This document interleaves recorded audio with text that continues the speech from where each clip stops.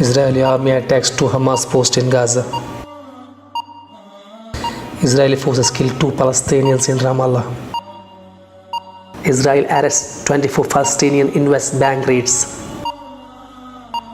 Israeli Attorney General asked to extend mosque closure. Israeli summons Jerusalem minister for questioning. Arab League condemns Israeli aggression at Al-Aqsa. Turkey urges Muslim state to stand up against Israel. Qatari Amir, Russian foreign minister discuss regional issues.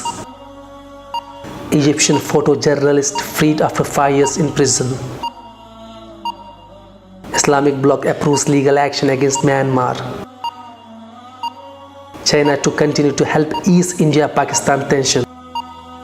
Pakistan-India restored train service.